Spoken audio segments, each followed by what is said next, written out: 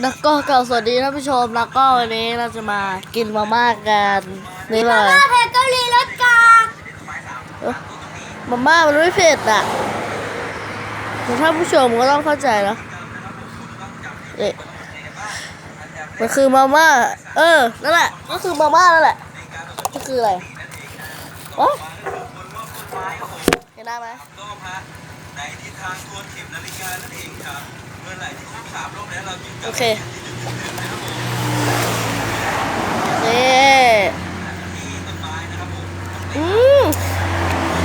เราให้ดูสีน้ำก่อนเลยนะตอนนี้ยังไม่ได้ใส่เครื่องปรุงนี่น้ำใส่แจ่วเลยนี่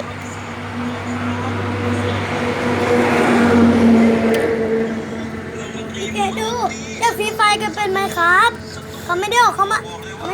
เล่นนะไอ้นี่เขาแค่เกาะแก้วที่มีต้นไม้3 ต้นแล้วก็ไอ้นี่น้ำนี่ยังใส่ แล้วก็3 ครั้งแบบนี้ดูเดี๋ยว3 ครั้งช่วงนี้ไปนั่งเล่นเซิร์ฟไมค์ครับผมแต่ผมขอไม่บอกแล้วกันนะผมว่าเซิร์ฟไหนฮะเดี๋ยวไม่มาเทียนชิบหายแล้วมันกลับทางไหนวันนี้กลับไงเนี่ยบ้าจริงก็ไม่ได้บอกนะครับผมซึ่งนั่นก็คือไม่เที่ยงลืมป่ะแล้วเราข้าวได้ใช่ครับผมไปทั้งกิจเลยเขาไม่ที่เจ็ดคือต้นเนื้อเป็นแหวนครับและนี่เป็นซึ่งศักดิ์ศรีของเด็กแว้นนะครับผมก็ลองตามผมมาแล้วผมอันนี้เป็นลานเซอร์กีนะฮะเราต้องหารถก่อนอันเมื่อกี้อยากใส่แจ่วเนาะจะทำให้เป็นแบบ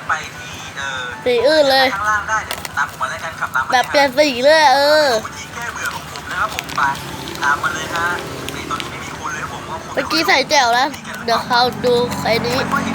เดี๋ยวคอยดูคราวนี้คุณไปลงบาซิล่ากันหมดเลยครับผมอยากข่าวนะตามมาฮะมาไม่ได้มอเตอร์ไซค์ว่ะคันหนึ่งมามันมีเนื้อกุ้งแถมมาให้ด้วยแล้วก็อะไรไม่รู้กลมๆอ่ะโอ๊ยตกเลยนี่กุ้งตกเลยมันไม่ได้ตกเลยนะตกเลยเผ็ดปะอร่อยเผ็ดปะเผ็ดกว่าจะใช่ปะเวลาใส่ซอสอะมันไม่เผ็ดเวลาใส่อันนี้มันเผ็ด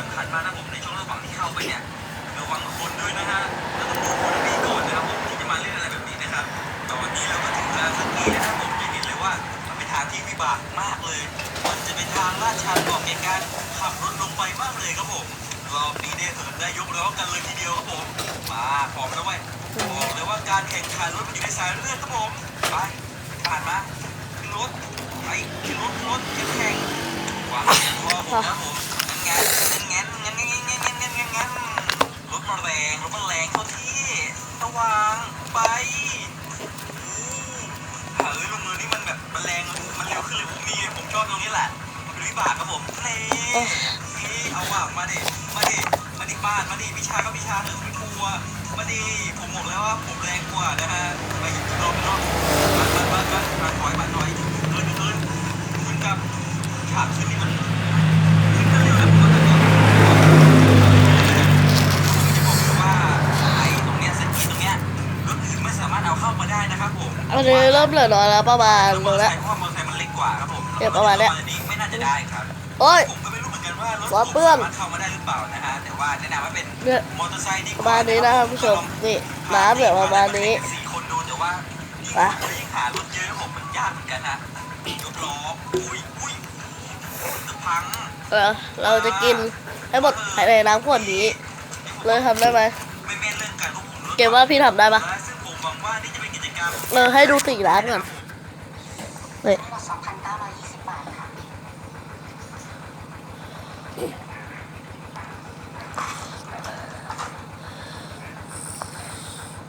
สีย่างแดงอะ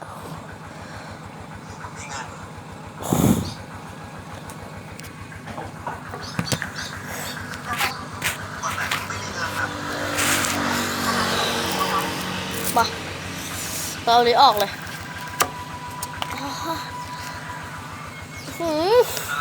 กลิ่นลิซ่ามาเลยอะ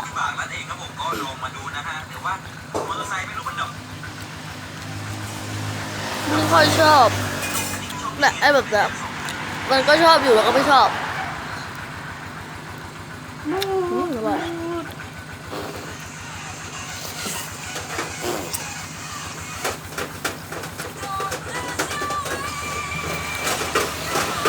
เฮ้ยมันเผ็ดจริงจังอะ ฉายาเรียนอยู่นี่นั่นเองมิสเตอร์โยมิตะนะครับผมมือให้เขาหน่อยนะครับโอ้โหเขาได้รับเสียงตอบรับจากผู้ชมอย่างล้นหลามเลยนะครับรับยินดีกับท่าเต้นของเขาเป็นทายาทป๋าไซผู้ร้องเพลงกำลังสไตล์หรือเปล่าเนี่ยเรียกว่าขนาดนี้นี่เขามาแข่งมวยปั้มมาเดินพรมแดงเมืองคานกันแน่ครับสวัสดีครับท่านผู้ชม ขอบคุณเสียงตอบรับมากเลยนะครับเอาเนี่ยเป็นเองที่ชอบเอาขอเสียงแฟนๆของ แล้วก็เรามีโรตีด้วยนี่โรตีแบบนี้ ที่ก็อยากเอาตีไปไกลแต่ถ้าไม่ได้ก็ไม่เป็นคนดีโยโยโยโยอย่าลืมให้กำลังใจผมนะครับนักมวยปั้มคนสุดท้ายของเราผู้เป็นตำนานมิสเตอร์ใจ เนี่ยมันมีหลายแบบนะมีแบบเป็นเส้นๆสีอะสีเส้นๆแล้วก็มีแบบเป็นแป้งอะซอยนิ่งๆให้ดูหน่อยเหมือนกำลังออกจากห้องน้ำมานี่ฮะผู้จัดการไหนบอกส่งสาวน้อยนมโตมาเชียร์ป้ายไฟมองไปทางไหนก็เจอเด็กบ้านลงกระดานชีวิตมันจะรันทดขนาดนี้นะเอาไอ้ซักให้จุดไฟอุตส่าห์จะมาตากเองขนาดนี้มึงคิดว่าพ่อเป็นบางกรมาเป็นก้อนเหรอยังไอ้ซักยังไม่หมดเก็บไว้วันลอยกระทงมั่งไอ้ห่าเอ้ยไหนกูขอดูหน้าไอ้พวกที่มาท้าชิงกูหน่อยสิ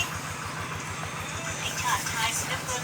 เดี๋ยวเล่มม่องนี่เองเดี๋ยวมึงได้ม่องสมชื่อมึงแน่เอาโอ้ย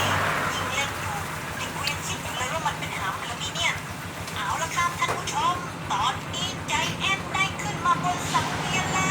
ว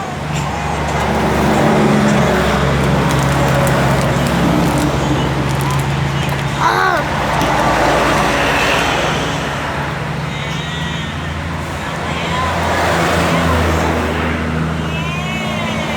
เผ็ด